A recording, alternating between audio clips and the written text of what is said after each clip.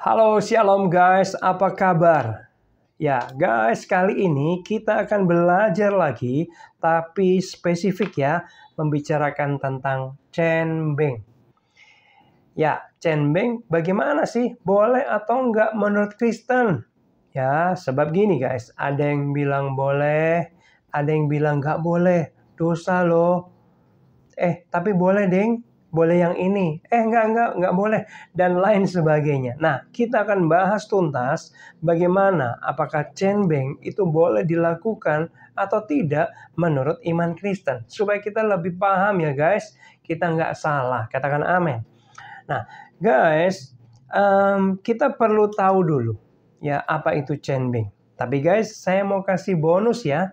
Sebelum kita membahas tentang cenbeng, saya mau kasih bonus membahas sebentar saja, singkat saja tentang Imlek. Boleh nggak sih orang Kristen merayakan Imlek?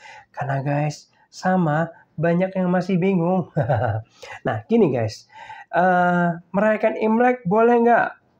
Boleh dong. Orang Kristen boleh merayakan Imlek. Ya, Imlek itu kan perayaan tahun baru Cina. Ya, perayaan musim semi atau festival musim semi. Boleh dong, boleh. Nah, lalu selanjutnya boleh nggak sih ucapin Gong Xi Fa Cai? Pastinya boleh, sebab arti Gong Xi Fa Cai adalah selamat kamu menjadi makmur, menjadi kaya, dan berlimpah gitu ya. Boleh nggak? Boleh. Tapi ingat ya, kita percayanya kita diberkati Tuhan, kaya, makmur, itu karena Tuhan, karena berkat Tuhan. Bukan karena tahun barunya. Ya, bukan juga karena usaha kita. Katakan amin. Lalu selanjutnya, banyak orang di tahun baru Cina takut untuk nyapu. Lalu apalagi? Takut untuk matiin lampu. Katanya nggak boleh. Ya, nggak boleh ngomong sembarangan juga. Nah, gini guys. Boleh nggak kita sapu-sapu waktu tahun baru? Boleh, ya. Nggak ada masalah, malah bagus dibersihin. Ya, jadi nggak ada mistis-mistis ya. Boleh sapu aja, silahkan. Matiin lampu kalau nggak perlu, hemat energi. It's okay. Ya, nggak boleh sembarangan berkata-kata. Pastinya nggak boleh. Bukan hanya Imlek saja, tapi setiap hari. Katakan amin. Lalu selanjutnya guys. Boleh nggak pakai baju merah? Boleh dong. Tapi bukan diartikan untuk ngusir sial, ngusir setan ya. Baju merah itu bagus ya, cerah, memberikan semangat. Boleh dong. Lalu boleh nggak ngeledakin mercon? Boleh, tapi motivasinya bukan untuk supaya setan takut, setan pergi. No, kita merayakan aja gitu ya. Tapi hati-hati ya guys, mercon. Nah, gitu ya kira-kira. Lalu kalau mau ditambah lagi, boleh nggak sembahyang leluhur di waktu Imlek? Nah, ini yang tidak boleh. Ya, kenapa? Karena leluhur yang sudah mati atau siapapun orang yang sudah mati, guys, ya mereka hanya di alam baka, alam yang berbeda sama kita. Mereka nggak bisa kembali lagi, ya. Mereka sudah ada tempatnya sendiri, ya. Dan orang mati, rohnya atau arwahnya itu tidak bisa dipanggil, guys. Dan biasanya kalau dipanggil yang datang siapa? Yes, yang datang adalah roh jahat, kuasa kegelapan yang menyamar. Jadi orang mati, detik dia mati, rohnya akan pergi ke alam baka. Orang percaya Yesus ke Firdaus dan orang tidak percaya Yesus ke Hades. Ya nggak ada tempat lagi di dunia ini. Nah, begitulah menurut firman Tuhan. Jadi boleh nggak sembahyang leluhur? Tidak boleh ya. Sebab firman Tuhan berkata jangan ada Allah lain di hadapanmu. Kita menyembah ya hanya kepada Allah. Ya, kita nggak manggil-manggil arwah leluhur lagi. Nggak bisa juga guys. Gitu ya. Lalu selanjutnya. Bagaimana kalau di Imlek kita mengenang orang tua leluhur yang sudah mati? Oh boleh kalau mengenang. Ya, kumpul keluarga, membicarakan mengenang kebaikan-kebaikan, nilai-nilai bagus yang pernah diberikan oleh orang tua atau leluhur kita. Ya, itu juga bisa mempererat keluarga. Itu boleh. Ya, tapi kalau berdoa, ngundang arwahnya tidak boleh. Jadi clear ya? Clear. Nah, sekarang kita akan membahas tentang cenbengnya. Memang guys, kali ini konten ini untuk orang-orang yang merayakan Imlek, cenbeng, biasanya keturunan Tionghoa. Kalau kamu nggak keturunan Tionghoa tapi merayakan, boleh menyimak ya. Supaya kita tahu bagaimana kebenaran menurut iman Kristen. Ya. Nah, tadi saya bilang bahwa orang Kristen Tionghoa seringkali menghadapi dilema. Apakah cenbeng itu bertentangan dengan firman Tuhan atau enggak ya? Ada yang bilang, nggak boleh cenbeng. Ada yang bilang, boleh kok. Nah, kita akan bahas, kita akan belajar. Nah, orang Chinese itu menjunjung tinggi makna bakti kepada orang tua. Betul apa betul orang Chinese? Saya keturunan Chinese juga. Walaupun saya ada campuran Belandanya sedikit ya. Nah, tapi guys, orang Chinese punya tradisi sangat menghormati orang tua. Betul apa betul? Nah, baik itu menghormati orang tua yang masih hidup maupun yang sudah meninggal. Ya, biasanya yang sudah meninggal diwujudkan dengan sembahyang kubur atau cinming. Nah, kita akan belajar ya. Nah, kalau kita nggak mau ngikutin cenbeng, belum lagi nanti keluarga bilang, fanatik Kristen, sombong. Kita ini menghormati, gitu ya. Benar nggak yang pernah ngalami? Ya, apalagi orang-orang Cina yang totok, yang senior ya, yang dalam tanda kutip kolot gitu ya, masih memegang erat tradisi ini. Ya. Nah, gini teman-teman gini ya. Tuhan Yesus itu tidak anti adat istiadat. Ya. Karena beberapa kali Tuhan Yesus hadir dalam adat istiadat budaya Yahudi. It's okay. Namun Tuhan Yesus mengingatkan, jangan sampai kita melanggar perintah Allah demi adat istiadat. Ini arahan Tuhan Yesus yang sangat jelas. Matius 15 ayat 3 berkata, tetapi jawab Yesus kepada mereka, mengapa kamu pun melanggar perintah Allah demi adat istiadat nenek moyangmu? Guys, jadi Tuhan Yesus ingin menegaskan gini guys, perintah Allah atau firman Allah itu di atas adat istiadat. Katakan amin. Ya, boleh ikut tradisi adat istiadat nenek moyang kita, tapi yang tidak sesuai tidak boleh atau jangan dilakukan. Mari kita telaah bersama-sama cenbeng ya. Apa sih sesungguhnya cenbeng? Siapa yang tahu angkat tangan? Oke, guru aja. Apa guys?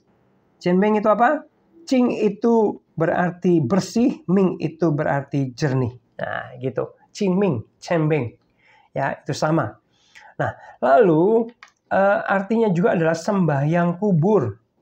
Ya, sembahyang kubur adalah tradisi warga etnis Tionghoa ya, yang berdasarkan karena sesungguhnya cinta dan menghormati leluhurnya. Bagus ya sebenarnya. Ya, cinta dan menghormati orang tua, nenek moyangnya, leluhurnya. Itu bagus. Lalu cenbeng ini juga ajang berkumpulnya keluarga besar. Benar nggak? Kalau ada acara cenbeng, tiba-tiba keluarga-keluarga itu kumpul. Baik yang dari jauh, luar kota, luar provinsi, luar pulau, luar negeri. Kumpul pulang semua.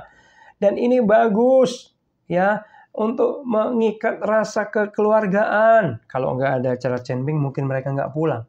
Ini bagus ya. Lalu cenbeng juga membersihkan makam leluhur. Orang tua, kakek, nenek yang sudah meninggal. Makamnya dibersihin. Bagus nggak? Bagus dong. Salah nggak? Dosa nggak? Enggak. Kalau membersihkan makam biar rapi, biar bersih, biar nggak ada ular, nggak ada binatang ya. Lalu mempererat keluarga tadi. Gimana kabarmu? Udah lama nggak ketemu. bercengkrama hangat dengan keluarga itu sangat bagus. Ya, tidak dosa. Bahkan guys, ini sesuai dengan firman Tuhan malahan. Ya, ingat, Yesus itu pergi ke kubur Lazarus. Murid-murid pergi ke kubur Yesus. Benar nggak? Dalam Pengkhotbah 7 ayat 2, pergi ke rumah duka lebih baik daripada rumah pesta. Ya, malah bagus ini. Lalu firman Tuhan juga berkata apa? Peliharalah kasih persaudaraan. Nah, jadi untuk titik ini, cenbing itu sangat bagus. Ya, boleh. Malah sesuai dengan firman Tuhan. Nah, namun ternyata cenbing itu tidak itu aja. Ada paket lengkapnya. Yaitu apa? Penyembahan kepada leluhur atau berdoa kepada leluhur atau mendoakan mereka. Ya, caranya gimana? Dengan mempersembahkan dupa, lalu memberi makanan. Biasanya dipilih makanan kesukaannya dia, makanan yang enak-enak, apalagi yang berduit. Keluarga yang punya uang yang cukup, membeli makanan yang spesial, kasih buah-buahan terbaik, ya, kasih teh, kasih arak, ya, membawa kertas sembahyang, ya. Nah, kita perlu tahu guys, tradisi cenbing ini adalah ritual yang sesungguhnya diajarkan oleh agama Confusianisme atau Konghucu guys. Oh, ternyata cenbing itu diajarkan ritualnya dari agama Konghucu, ya. Nah, dalam kepercayaan Tionghoa tradisional diyakini gini. Roh para leluhur yang telah meninggal bisa menjatuhkan berkat atau malapetaka kepada anak cucunya. Itu yang dipercayai oleh orang-orang Tionghoa tradisional. Ya, lalu leluhur juga yang sudah meninggal dianggap punya tempat penampungan mirip dunia. Mereka butuh pakaian, mereka butuh makan, minum, uang, mobil, rumah, ya.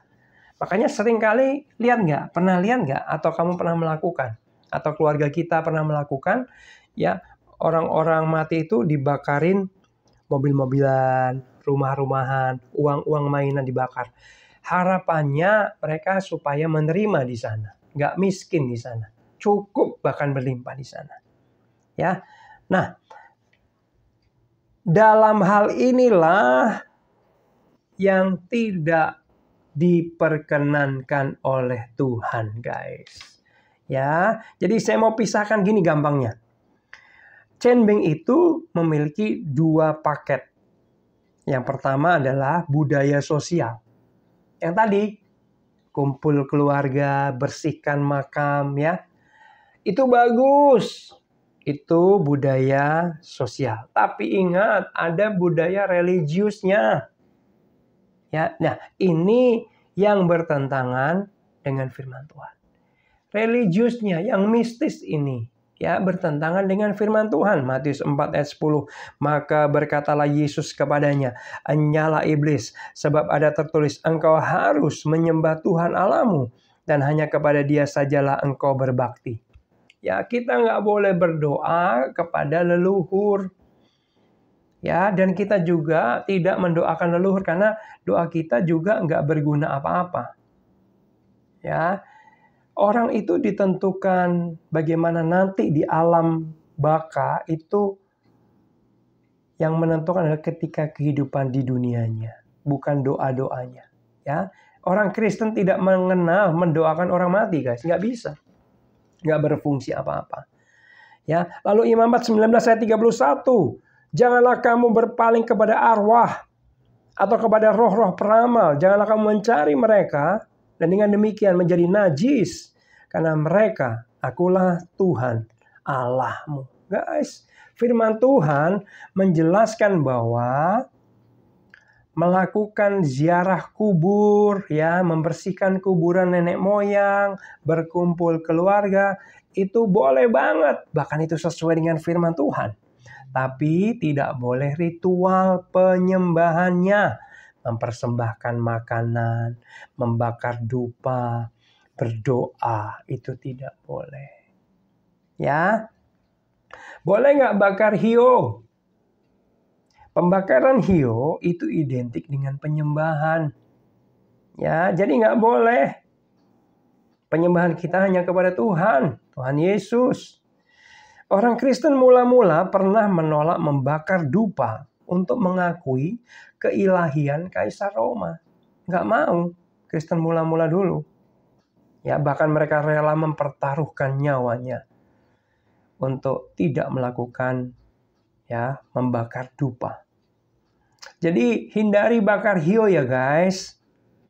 Nah, boleh nggak makan makanan sajian yang sudah diberikan kepada leluhur? Biasanya kan dimakan bareng-bareng keluarga ya. Nah, ini penjelasannya. 1 Korintus 10 ayat 27 sampai 28.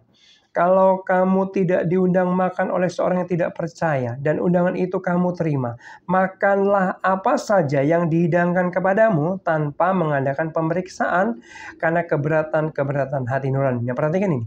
Tetapi kalau seorang berkata kepadamu, itu persembahan berhala, janganlah engkau memakannya.